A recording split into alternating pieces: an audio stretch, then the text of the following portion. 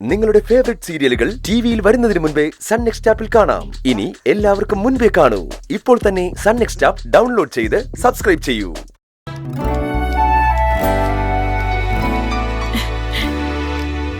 അതെ ചേട്ടാ, എന്താ ഞാൻ കണ്ടു.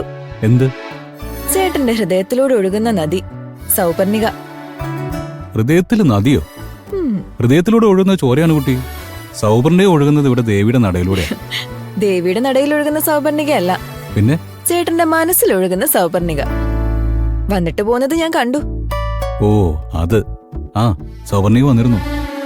വേറെ രണ്ടുപേര് വന്നിരുന്നല്ലോ. സംസാരമൊക്കെ ഞാൻ താഴെ കേട്ടു. ചേട്ടനെ ലൈനിടാനുള്ള പരിപാടിയാണോ? ആ അത് സൗപർണികയുടെ അമ്മയെ അനിയത്യ.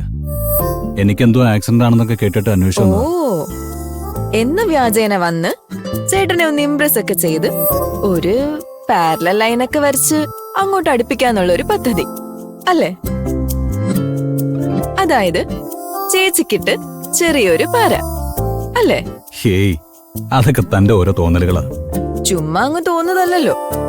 വർത്തമാനവും വരവും പോക്കും ഒക്കെ മനസ്സിലാക്കി പറയുന്നതല്ലേ? ഓ അത് അവരുടെ കാര്യം. ഞാൻ എന്തിനാ അതിനെ കുറിച്ച് ചിന്തിക്കുന്നേ? കറക്റ്റ്. ചേട്ട ഹീറോ അല്ലേ? ഹീറോ. ശരിയായ ഹീറോകൾ വില്ലത്തിമാരുടെ വലകൾ കാണില്ല, വലയെ വീഴില്ല. ഓക്കെ ഏട്ടാ, ടാറ്റാ. ആ ഗുഡ് നൈറ്റ്.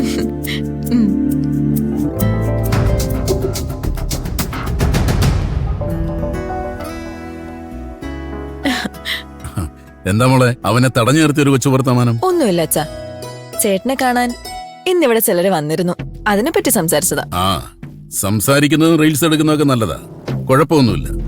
അതിനപ്പുറം ഒന്നും വേണ്ട. ഊരും പേരൊന്നും നമുക്കറിയില്ല.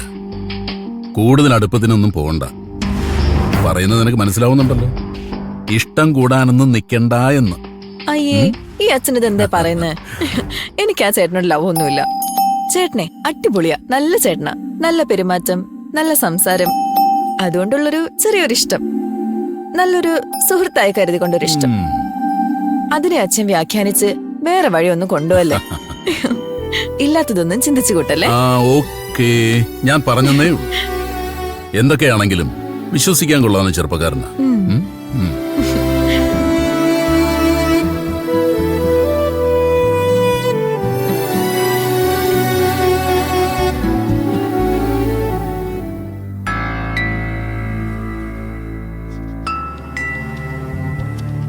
മോളെ, നമ്മളെ കാര്യത്തിന് നമ്മൾ തന്നെ ഉത്സാഹിക്കണം. നിന്റെ അച്ഛൻ അതിലൊരു താല്പര്യമില്ല. ഏത് കാര്യത്തെ കുറിച്ച് അമ്മ പറയുന്നത്? സന്ദീപിന്റെ കാര്യം. നീയും സന്ദീപും തമ്മിലുള്ള വിവാഹം നടത്തുന്നതിനെ കുറിച്ച്. അത് നടക്കുന്ന കാര്യമല്ല അമ്മ. അമ്മ അതിനെ കുറിച്ച് ചിന്തിക്കേ വേണ്ട. അത് നടക്കും, ഞാൻ നടത്തിയിരിക്കും. അതിനുവേണ്ടി എന്തും ചെയ്യും ഞാൻ. നീ എന്റെ കൂടെ നിന്നാ മാത്രം മതി. ദേവൂട്ടി ഇവിടെ ഇങ്ങനെ നിൽക്കുന്ന കാലത്തോളം സന്ദീപും നീയുമായിട്ടുള്ള കല്യാണം നടക്കൂല. അവളെ ഒഴിവാക്കണം. അവളെ ഒഴിവാക്കിയാലേ നിന്റെ കാര്യം നടക്കൂ. അതിനുള്ള പദ്ധതികളൊക്കെ ഞാൻ ആലോചിക്കുന്നുണ്ട്. അമ്മേ, വേണ്ടാത്ത കാര്യങ്ങളൊന്നും ചിന്തിക്കണ്ട. എന്റെ മോളെ ഇതില് വേണ്ടായൊന്നുമില്ല. എന്തായാലും അവനെ അവക്ക് കിട്ടാൻ പോകുന്നില്ല. അപ്പോ അവൻ വേറെ എവിടെയെങ്കിലും ചെന്ന് കല്യാണം കഴിക്കുന്നേക്കാൾ നല്ലതല്ലേ നിന്നെ കല്യാണം കഴിക്കുന്നത്? അതിനുവേണ്ടി ഞാൻ ചില പദ്ധതികളൊക്കെ പ്ലാൻ ചെയ്യുന്നുണ്ട്. എന്ത് പദ്ധതികള്? കേട്ടിടത്തോളം അവൻ വലിയ മാന്യനും മര്യാദക്കാരനൊക്കെയാ. മര്യാദയില്ലാത്തൊരു വാക്കോ പ്രവൃത്തിയോ അവനിൽ നിന്നുണ്ടാവില്ല. അവിടെയാണ് നമ്മുടെ അവസരം. അയാള് മാന്യനായതുകൊണ്ട് നമുക്കെങ്ങനെ അവസരം ഉണ്ടാവും അമ്മ? അതാണ് പറയുന്നത്. അവന്റെ ഈ ആവേശം, അവളോടുള്ള ഇഷ്ടമൊക്കെ അവൾക്കൊരു കല്യാണം നടക്കുന്നവരെ മാത്രമേ ഉണ്ടാവൂ. അവളെ ആരെങ്കിലും കല്യാണം കഴിച്ച് കൊണ്ടുപോകുന്നോടെ അവന്റെ ആവേശമൊക്കെ തീരും. അന്നേരാണ് നിന്റെ ചാൻസ്.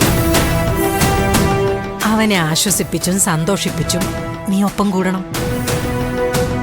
ആദ്യമൊക്കെ അവൻ നിന്റെ വഴിക്ക് വന്നൂന്ന് വരില്ല, ക്രമേണ വരും. വരുത്തണം. അവിടെയാ നീ മിടുക്ക് കാണിക്കേണ്ടത്. ഈ അമ്മ എന്തൊക്കെയാ പറയുന്നേ? മോളെ, അമ്മ ഒരു ജീവിതം കണ്ടനുഭവിച്ചിട്ടായിരിക്കുന്നത്. ആവശ്യത്തിന് പണമില്ലാത്തതിന്റെ ദുഃഖങ്ങളും ദുരിതങ്ങളും ഒരുപാട് അനുഭവിച്ചിട്ടുള്ള ജീവിതം.